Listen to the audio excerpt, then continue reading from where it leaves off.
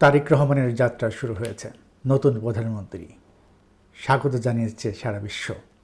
একটি গণঅভ্যুত্থান পরবর্তী নানান নাটকীয়তা, নানান সহিংসতা, অনেক ধরনের ঘটনা, বিতর্ক সবশেষে নির্বাচন অনুষ্ঠিত হয়েছে। নিরঙ্কুশ সংখ্যাগরিষ্ঠ দল হিসেবে বিএনপি সরকার গঠন করেছে।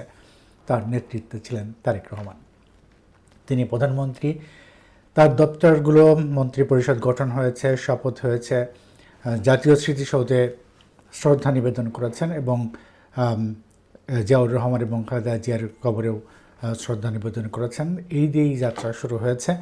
তবে তার এই যে মন্ত্রিসভা, সেই মন্ত্রিসভার 50 জনের মধ্যে 41 জনই নতুন। এছাড়া অনেক ধরনের আলোচনা আসছে যে বিগত সরকার কি করেছে, এখন কি করেছে, এক ধরনের নানান ধরনের প্রশ্নের সামনে আসছে। এই নানান প্রশ্ন নিয়ে যাত্রা শুরু করলো বিএনপি, যে বিএনপির সরকার, এই সরকারের যেখানে একটি জোট আছে ছোট, কিন্তু সেটি কোনো মুখ্য বিষয় নয়। মূলত বিএনপির আলোয় আলোকিত হয়েছে সেই দলগুলো এবং সারা বাংলাদেশ, যার চিত্র আমরা দেখেছি যে একটি ভোট বিপ্লবের ভেতর দিয়ে 209টি আসন এককভাবে পাওয়া অনেক বড় ব্যাপার, যেটি বিএনপি পেয়েছে। এবং এর মূল কারিগর ছিলেন তারেক রহমান। তিনি সরকার প্রধান।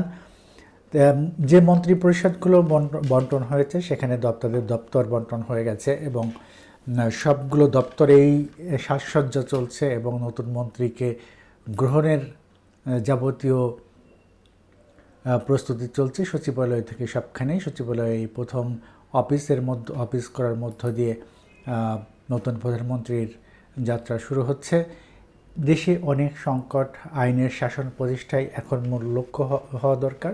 সেই লক্ষ্যেই নিশ্চয়ই তিনি আগাবেন। মানুষের নিরাপত্তা এবং মানুষ শান্তিতে এবং দ্রব্যমূল্য নিয়ন্ত্রণের মধ্যে থাকবে, সেই জায়গা থেকে উতরাতে চাই। শুরুর দিনেই সেই ধরনের কোনো নেগেটিভ কথা বলতে চাই না এবং মানুষের যে আকাঙ্ক্ষার জায়গাটা, শুধু এইটুকু বলতে চাই, আমরা বাঙালিরা আসলে এমনই যে সবসময় তুলনা করতে পছন্দ করি। এখন যে একটা বিপ্লবের মধ্য দিয়ে একটি মানুষের ব্যাপক বাঁধ ভাঙা জোয়ারের মধ্য দিয়ে বিএনপিকে যেটা বরণ করলো এবং তারেক রহমানের প্রতি যে ভালোবাসা মানুষ প্রদর্শন করলো, এটি যেন টিকে থাকে, মানুষ যেন সেটিকেই ধরে রাখে।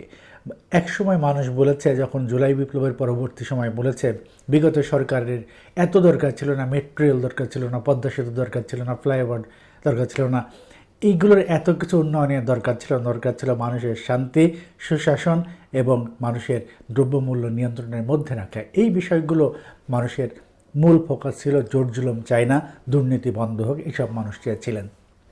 এইসবই এক শ্রেণীর একটি অংশের বক্তব্যটা এমনই ছিল। তবে যেগুলো হয়েছে সেগুলোর কিন্তু সুফলভোগী আবার আমরা সবাই। তো এই বিষয়টি এখন ফিকে হয়ে গেছে, সেই কথাগুলো এখন আর নেই যে এইগুলোর প্রয়োজন ছিল না। এখন নতুন সরকারের কাছে মানুষের নতুন আকাঙ্ক্ষার জন্ম নেবে।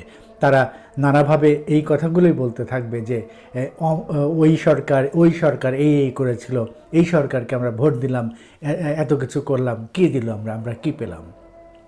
সামগ্রিকভাবে যেটা পাবে সেটি কিন্তু তারা আর দেখতে পাবে না, তারা নতুনভাবে ব্যাখ্যা করতে থাকবে। এটাই হচ্ছে আমাদের বাঙালির চরিত্র। আমরা এভাবেই বলতে, আমরা এভাবেই দেখতে এবং সাদা চোখে এভাবেই নির্ণয় করতে পছন্দ করি। একবার খুব সহজেই কাউকে ভালো বলতে পারি, আবার খুব সহজে আবার মন্দও বলতে ছাড়ি না। এই হচ্ছে আমরা। সেই জায়গা থেকে তারেক রহমান কোন জায়গায় নিয়ে যাবেন দেশকে এবং এই জনগণকে, হ্যামিলিনের বাঁশিওয়ালার মতো তিনি এই জনগোষ্ঠীকে, দ্বিধাবিভক্ত জনগোষ্ঠী, বিচ্ছিন্ন অবস্থানে থাকা, সবাই ক্ষমতার আসনে যেতে চায়, সবাই ক্ষমতা প্রদর্শন করতে চায়, সবাই মারমুখো, কেউ স্বস্তিতে, সবাইকে প্রতিরোধ করতে চায়, সবাই সবার আগে যেতে চায়, সবাই বলতে চায়, কেউ শিখতে চায় না, সবাই দেখাতে চায়। এই যে অবস্থা, এই অবস্থার মধ্য দিয়ে এই জনগোষ্ঠীকে কিভাবে সামনের দিকে এগিয়ে নিয়ে যাবেন এবং এই বাংলাদেশটা আরও সুন্দরভাবে চলবে, উন্নয়ন হবে, যানবাহনের নিরাপত্তা থাকবে, দিন রাতের সমান নিরাপদ হবে, সেই জায়গাটি কিভাবে নিশ্চিত করা যাবে, সেটি একটি বড় প্রশ্ন।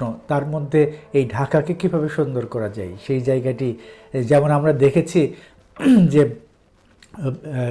মন্ত্রিপরিষদের সংসদ সদস্যদের শপথ অনুষ্ঠানের কথাটা আমরা দেখেছি। যারা মন্ত্রী হয়েছেন তারা দৌড়াতে দৌড়াতে এসে মন্ত্রিপরিষদের শপথ অনুষ্ঠানে ঢুকেছেন, লাফ দিয়ে ঢুকেছেন, অনেক ঝুঁকি নিয়ে ঢুকেছেন। যারা প্রবীণ তাদেরকেও এরকম দেখা গেছে। কেউ কেউ নির্দিষ্ট সময় এসে পৌঁছাতেও পারেনি শপথ অনুষ্ঠানে। তাহলে রাজধানীর অবস্থাটাকে এটুকু খুব সহজেই অনুমান করা যায় যে যারা আইন প্রণেতা তারা শপথ নিতে যাচ্ছেন, তারা কাঙ্ক্ষিত সময় মানে নির্দিষ্ট সময়ে তারা পৌঁছাতে পারছেন না। তাহলে ঢাকা শহর কী অবস্থায় আছে? এই অটোরিকশা সবগুলো রাস্তাকে একেবারে আটকে দিচ্ছে। যেখানে তাদের চলার উচিত না, চলার নিষেধ আছে, সেসব জায়গাতেও ঢুকছে। যেদিক সেদিক দিয়ে ঢুকছে। তাদের নির্দিষ্ট কোনো লেন নেই, কোনো শৃঙ্খলা নেই, আইন কোনো কাউকে মানছে না। এই যে একটি বাজে অবস্থার মধ্যে দিয়ে চলছে এই দেশের সরকার প্রধান তারেক রহমান, আপনি যখন বাইরের দেশে যান তখন কি দেখবেন? আর যখন আপনার দেশে কোনো মেহমানকে, কোনো রাষ্ট্রপ্রধানকে আমন্ত্রণ করবেন, তারা কি দেখে যাবে আমাদের প্রধান সড়কে ব্যাটারি চালিত অটোরিকশা চলে, যেমন খুশি চলে। হয়তো সে সময় বিশেষ প্রোটোকলে আটকে দেওয়া হবে, কিন্তু তাদের সঙ্গে সফর সঙ্গীরা নিশ্চয়ই দেখে যাবে বাংলাদেশটা কেমন। তাদের চোখে বাংলাদেশটা সুন্দর হবে, সুন্দর হোক, বাংলাদেশটা পরিচ্ছন্ন হোক, সবার জন্য নিরাপদ হোক। সেই জায়গাটি নিশ্চিত করাই এই সরকারের জন্যে সবচেয়ে বড় চ্যালেঞ্জের জায়গা।